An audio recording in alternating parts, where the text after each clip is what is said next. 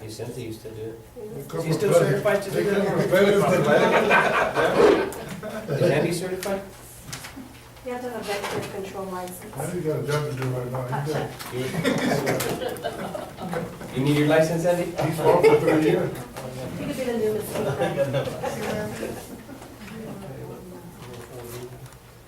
Okay, 4A, So what do we do? No action? No action. except the mayor will block it. Oh, maybe we can- Mayor Block and the city manager come up with a plan.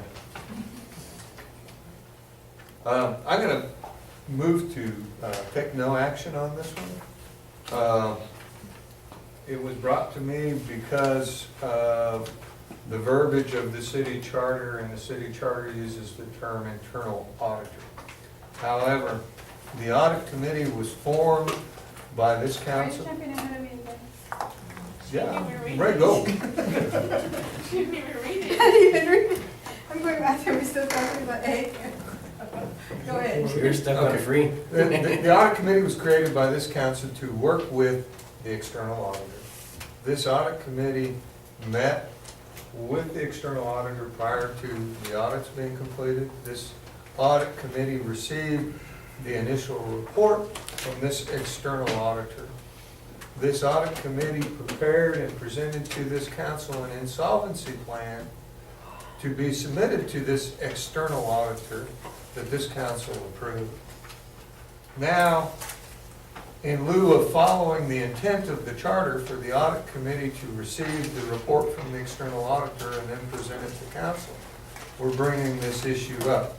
I think it is clear that the intent of the charter was being satisfied by this audit committee, and this audit committee should receive the external auditor's report, and then the council should receive it, as I suggested to the city manager. It could be as soon as that Thursday at 6 o'clock, having the audit committee spend an hour with the external auditor and receive that report and ask the questions that they want to ask. And then that external auditor can make her report to the council. But I think that's the intent of the charter. I think part of the purpose of the audit committee receiving that report is so that the time can be spent with the external auditor going through that report and answering questions that is typically not done in a city council. And would almost prefer a separate day for the external auditor to meet with the audit committee. It is, because of the way it's formed, it's got to be a public notice meeting. Other council members can attend, other council members can ask questions, as well as the public. But this becomes a presentation that is focused entirely upon the audit. As such, I move to table item 4B. I have a motion to table, may I have a second? I'll second. Okay. A motion by Councilman Miller to table, second by Councilman Guerrero, all in favor? All opposed? Motion carries. 5-0. Okay, now we're gonna go on to 4D. Discussion and possible action concerning the retention of a salaried staff attorney for the city. I brought this item up because after reviewing a lot of, some of the legal issues previously from previous councils and so forth, I felt that it's to the best interest of the city to hire or to salary an attorney in-house that we can, go to for any questions at any given time, and, and just, they'd be salaried, so it's not a running total all the time. It'd be something specific, something definite. And of course, we'd still have to go, for other legal issues, retainage and whatever for other specific issues, but for the most part, I think it'd be a good issue for or a good a good thing for the city, basically in the state of its insolvency, and as many issues that come up on a daily basis for us. I agree with the possibility of a staff attorney. There's plenty of work that a second-year attorney could do in the way of meeting document preparation, answering the legal questions. And I also concur that we will have to go always to outside counsel for specific issues as it relates to real estate, as it relates to contract law, as it relates to other things. I believe that this offers some great possibilities to the city and that we have issues with 4A and 4B as well as the city that a staff attorney may be able to do. However, what we don't know are some of the, just for lack of a better term, legal issues of that attorney doing city work, 4A work and 4B work, and we'll need some clarification on that. We don't know what that employee relationship would be to the council, because currently the city attorney deals with the council and is not an employee of the city manager. Would bringing on an employee put legal counsel under the city manager, or would he or she still work for the council?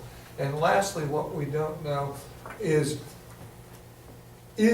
of the legal fees that we're currently paying, how much of that would a staff attorney be able to do? And what is that gonna cost us in the way of salary benefits? So I do concur that we need to initiate this, looking at this process, to look at the feasibility of it and the financial efficacy of it, as well as the legal ramifications of it. And put this certainly to our current counselor and to our city staff to look at. I don't expect that we would be able to get a good, complete answer before the end of this fiscal year, but that's certainly something that we can begin to look at and move towards, so that we could make that decision for the next fiscal year. How much money would this person be? Well, and that's just my point. I don't know what it would cost to get a good second-year attorney. Are we looking at, $60,000 a year? Are we looking at $200,000 a year? Are we looking at somewhere in between? Is the amount of work that this guy can do going to save us that much money in fees or not? We don't know the answers to those questions, and I don't think any one of us can answer that, but we can start the process of getting the answers to those questions, and that's all I would propose to do. At least it would be something that is, could be a budget item that you're specifically budgeted out for a particular year without exceeding it and so forth. And there are some good personnel firms that have worked with municipalities that specialize in doing these types of studies to look at what are salary possibilities, what are workload possibilities, and we may want to look at that as an option. I don't know what that would cost, but certainly we don't want to,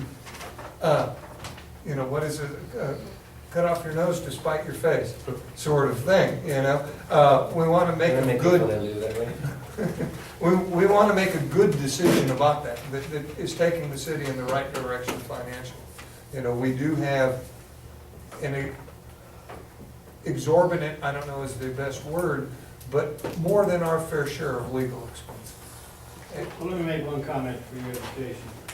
Your other two entities that have counsel, and they have counsel because they're separate entities, are paying at the rate of $300 an hour. One of them with a $2,000 a month retainer.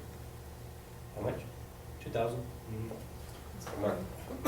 Okay, real quick.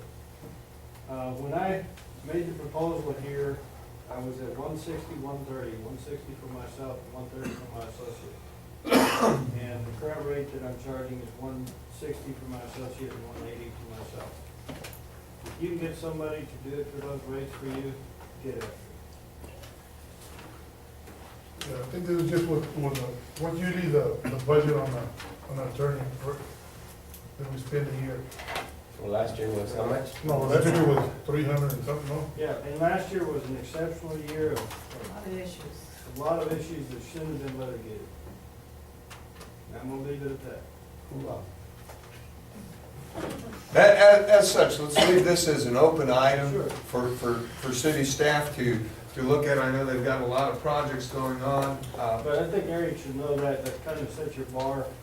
I already know, I know the piece, but, you know, that it's something that I think that we need to engage in. So I would like to make the motion to direct city staff and, you know, to look into retaining a salary staff attorney for the city. Question, are there other cities who have a staff attorney? There are, That we ma'am, there know are some around cities. I couldn't answer that, I know that there are cities, but I can gather as much information as possible to present back to the council. Can I ask Councilman Rodriguez to amend his motion instead of directing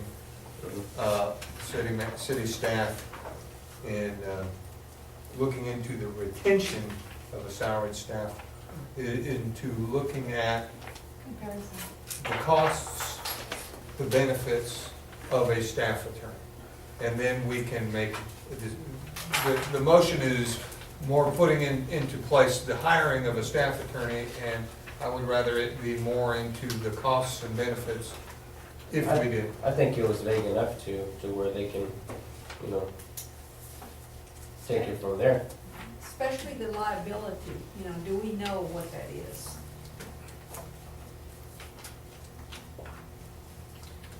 Okay, so then we can revise it to where it says, Research? research the feasibility of retention of a salaried city attorney. I'm comfortable with that. I'll second that.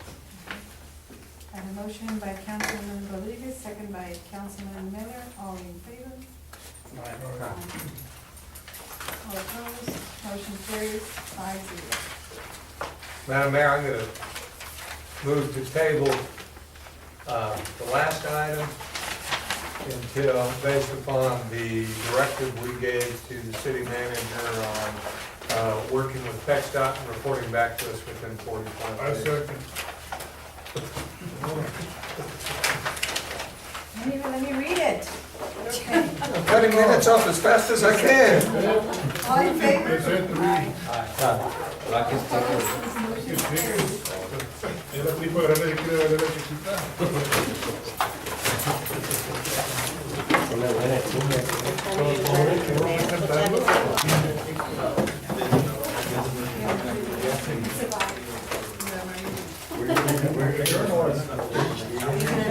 Did you adjourn it? Oh, thank you. Did you adjourn?